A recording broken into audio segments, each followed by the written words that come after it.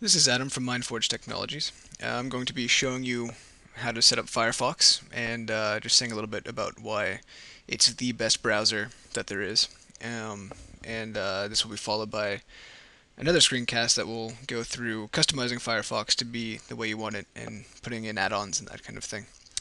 So firstly, Firefox is a open source and free browser made by Mozilla, and it's been around for years now, but each new edition is better and better. Version 3.5 is currently in beta, and when it comes out, it will be really great. But you can read all over the internet about why it's the most amazing browser, so I won't really go into that here. So you can open up your Internet Explorer, which is what you would have probably if you don't have Firefox. Um, and this is kind of entertaining. So just click the free download, and it will take you to the download page, um, and give you all the warnings and that kind of thing. Just the standard download. I've already downloaded it, so I'll just let you do that yourself.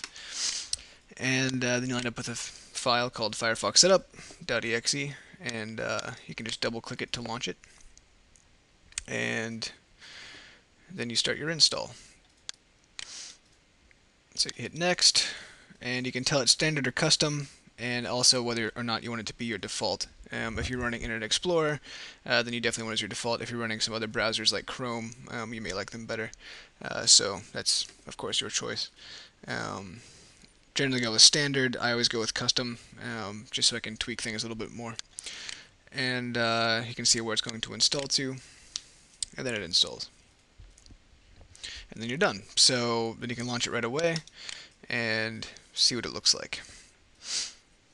So the first thing it's going to ask you, only the first time that you start it, is whether or not you want it to import these things, options, bookmarks, history, passwords, and so on, from another browser. So if you have things in Internet Explorer like bookmarks and passwords that you want it to keep, then you just have that box ticked and hit next. If you don't want to bring anything over, hit you don't want to and next. Again, that one is completely your choice. I would recommend importing things from Internet Explorer if you've been using that predominantly.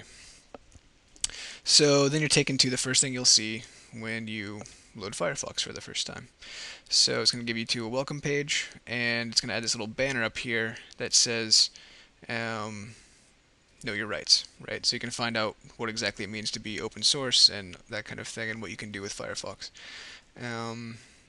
But of course, we don't need that. And then it will take you to your Firefox Google search page. And that's really it. It's very simple. You can see the basic setup is exactly the same as any other browser. You have a search thing over here.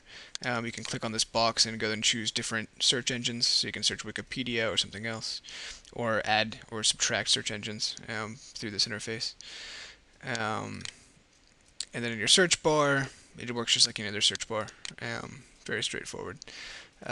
So that's basically it for installing it, and kind of the nitty gritty about it. Other things that you want to do is go into options and tell it whether or not you want to show a blank page or your home page, and then you would set your home page here. And also what you want to do with downloads, so if you want them to go to your desktop, which is the default, or what you want to do. There are just different options for everything. If you're on a computer that can be made public or that you're afraid of other people peeking into, I would advise going in through the privacy section and just unchecking these things. So that way Firefox, every time you close it, will delete all of that information and nobody else can find it. And this also, cookies are things that websites collect about your surfing, and so you need them to get to most sites, but I always ask Firefox to delete them every time I close it. But that's completely up to you as well. And I think that's it for this screencast. The next one that I do will actually show you how to customize your Firefox to make it do exactly what you want, which is really the beauty of Firefox and what makes it the best browser. Again, this is Adam from MindForge Technologies, and you can visit our website, mindforgetech.com. Thanks for listening.